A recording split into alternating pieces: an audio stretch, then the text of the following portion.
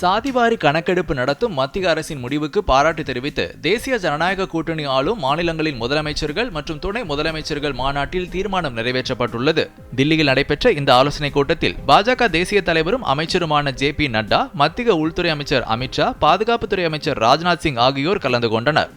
இதில் பாஜக கூட்டணி ஆளும் 20 மாநிலங்களின் முதலமைச்சர்கள் மற்றும் 18 துணை முதலமைச்சர்கள் கலந்து கொண்டு நல்லாட்சிக்கான முன்னெடுப்புகள் குறித்து ஆலோசனை மேற்கொண்டனர். இந்த கூட்டத்தில் சாதிவாரி கணக்கெடுப்பு நடத்தும் மத்திய அரசின் முடிவுக்கு பாராட்டு தெரிவிப்பது, ஆபரேஷன் சிந்தூர் நடவடிக்கையை வெற்றிகரமாக செயல்படுத்திய முப்படைகளுக்கும் பிரதமர் நரேந்திர மோடிக்கும் நன்றி தெரிவிப்பது என 2 தீர்மானங்கள் நிறைவேற்றப்பட்டதாக பாஜக தேசிய தலைவர் ஜே.பி. நட்டா கூறினார். இந்த மாநாடு குறித்து பிரதமர் நரேந்திர மோடி வெளியிட்டுள்ள சமூக வலைதள பதிவில், நீர் சேமிப்பு, மாவட்ட நிர்வாக பணிகளை மேம்படுத்துதல், கல்வி மற்றும் பெண்களுக்கான மேம்பாடு உட்பட பல்வேறு விஷயங்கள் குறித்து விவாதித்ததாக குறிப்பிட்டுள்ளார்.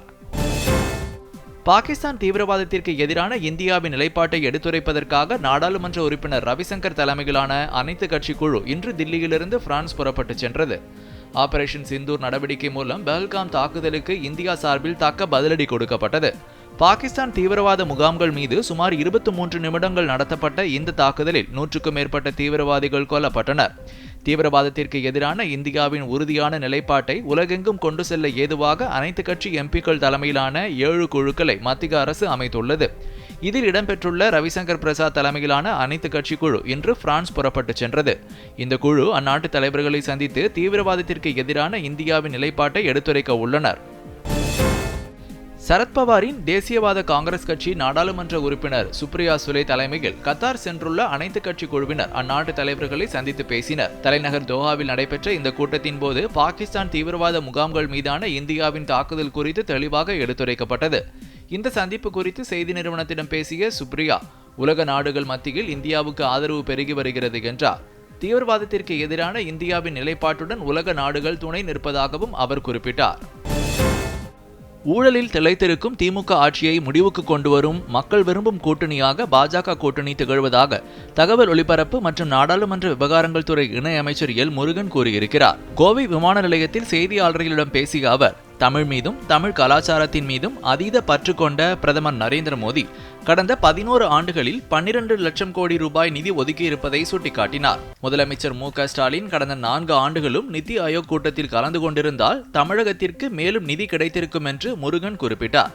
இதனிடையே மனதின் குரல் நிகழ்ச்சியில் பிரதமர் நரேந்திர மோடி எடுத்துரைத்த தேனீக்களின் முக்கியத்துவம், நாட்டின் தேன் உற்பத்தி அதிகரிப்பு, குஜராத்தின் காடுகளில் ஆசிய சிங்கங்களின் எண்ணிக்கை அதிகரிப்பு, பெண் வனத்துறை அதிகாரிகள் அதிக அளவில் இடம்பெற்றிருப்பது, ஆபரேஷன் சிந்தூர் நடவடிக்கை மூலம் தீவிரவாதத்திற்கு எதிரான இந்தியாவின் தீர்மானத்தை நிலைநிறுத்தியது உள்ளிட்ட கருத்துக்களை இணையமைச்சர் எல். முருகன் தமது வலைதள பகுதியில் சுட்டிக்காட்டியுள்ளார்.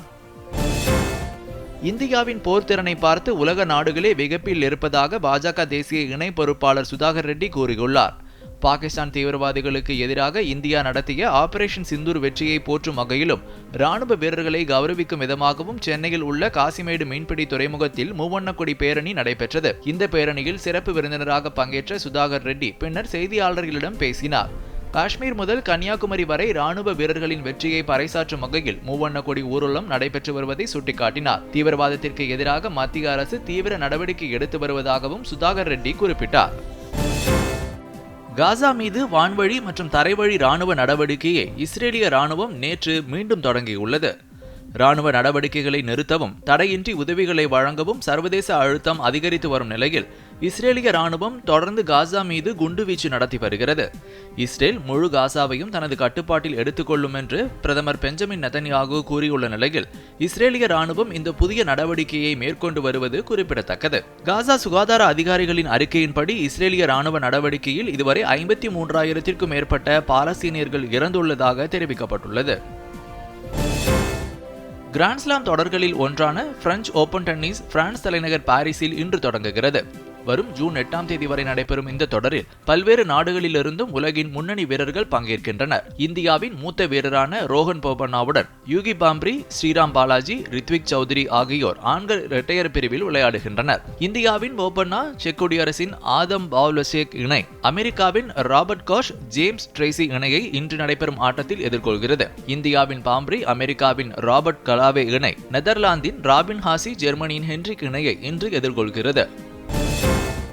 IPL கிரிக்கெட் தொடரில் குஜராத்திற்கு எதிரான ஆட்டத்தில் 83 ரன் வித்தியாசத்தில் சென்னை அணி வெற்றி பெற்றுள்ளது. இந்த ஆட்டம் அகமதாபாத்தில் மாலை 3:30 மணிக்கு தொடங்கியது.